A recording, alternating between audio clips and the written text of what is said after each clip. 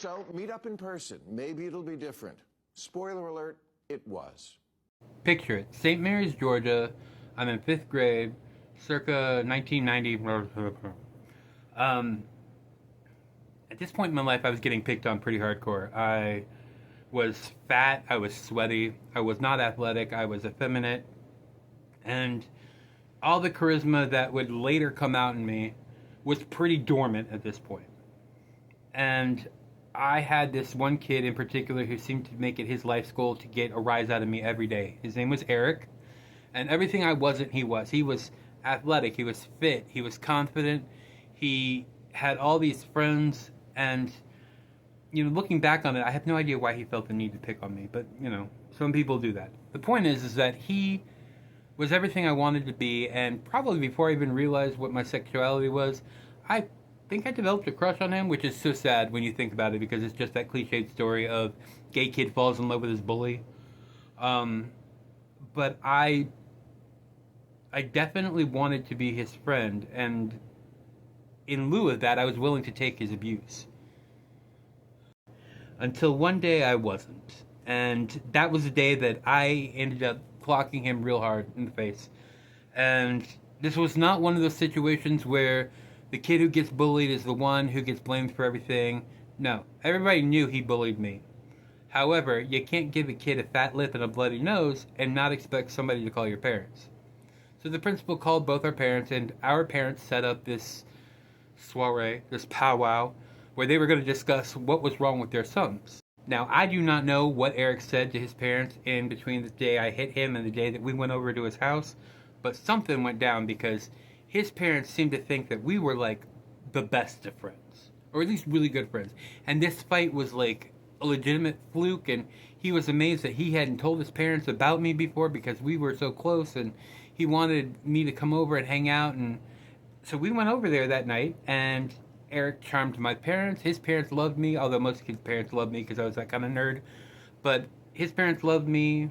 Our parents got along, and I began the night with trepidation, and I ended the night wanting desperately to believe in this new version of reality that Eric had introduced to us. In the same way that people in third world countries get enamored with the idea of being saved by Jesus when they hear the gospel, I heard Eric's gospel of our friendship, and I began to want to worship. It became my religion. In just those 12 hours, it became what I lived for because I suddenly wanted so bad. I had been starved for so long for emotional and social validation that I wanted to believe in this new religion. The next day, he shoved me so hard into a brick wall that it dislocated my shoulder, and then stood there and laughed with his friends over my body. People want desperately to matter. It's part of our genetic makeup because we're a social species, and if we don't matter to each other, then we don't survive. So people want to have contact and to matter to each other. Bill Maher wants desperately to matter. I have watched him get more and more self-conscious and panicky about his aging and lack of relevancy, to the point that he is now willing to believe Donald Trump is okay with being his friend, and Donald Trump's behavior is excusable as long as Donald Trump will pay him some attention. It is one of the saddest things I've ever seen. 20 years ago, I saw my first episode of Real Time with Bill Maher. I remember it had Dan Savage and Eve Ensler on it. I also remember being excited because I had just started to realize that I had a stake in the political climate of this country. And hearing Bill Maher on his show espousing common sense liberal principles basically made me excited to be an American. Now, yeah, I'm sure that I was proud to be an American before that, but before that also I had been mostly a teenager and a college student, and I didn't realize until that point precisely why I should be proud to be an American. I knew it was something I needed to be, but I didn't know what the reasons were. Yeah, I think they're different for just about everybody, but there are a few key ones. I also didn't know exactly what I would have to do or how hard I would have to work in order to keep the liberties that I was guaranteed by the Constitution alive. I remember I rewatched that first episode like 3 or 4 times because I TiVo'd it. This is back during TiVo. And the next week I rewatched that one. The next week I rewatched that one. Then I think it went on hiatus, but I could not wait for the next season. And during the break between seasons, I began to engage in like different other media outlets that were liberal, like Air America Radio, NPR, watching MSNBC. I became infatuated with the new level of inspiration that I was feeling about the future and what I could be and who I could become and what the world could become.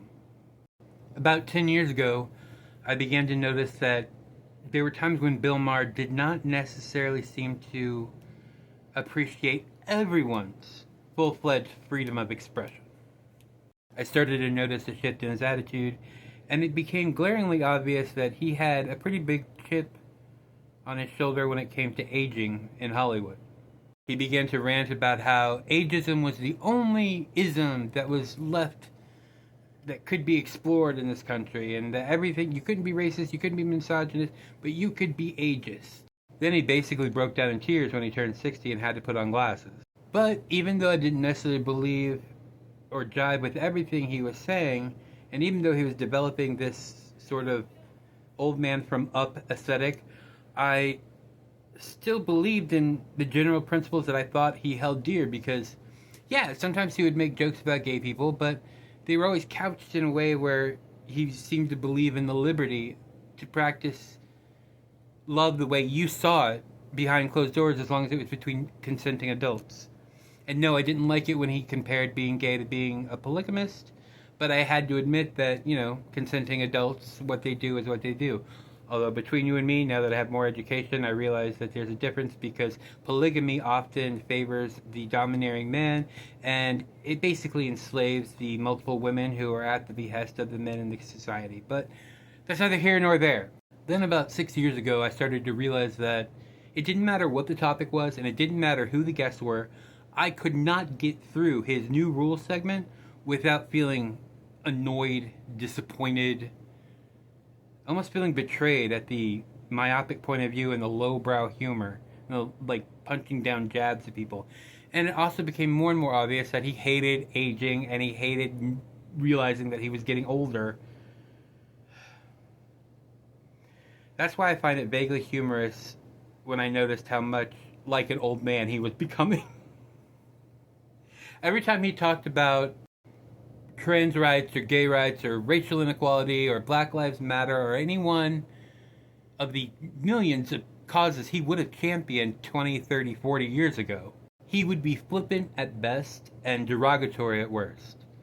And even when I did agree with him on things like the uselessness of hyper-woke student protests against like the professors at Stanford or whatever, or protests against free speech at Berkeley or Harvard, I couldn't actually sit through him making his point without fearing that he was going to throw a rock at me for being on his lawn.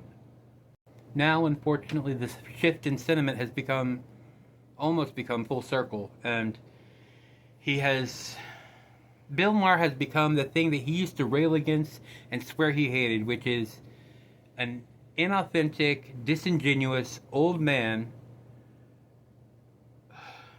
with nothing more substance to say, yet talking the loudest in the room to appear relevant and feel important. Going to see Donald Trump at the White House and not hating it does not make you important or relevant. What it makes you is the useful idiot that Donald Trump knows you are. This was a long video, and it took a lot for me to get through and tell my story. So if you support that, or if you want to hear more from me, please like and subscribe. It would, or follow. It would mean a lot to me. And make sure you visit me on YouTube as well. Thanks. Bye-bye. Love you, call you, drive safe, make good choices.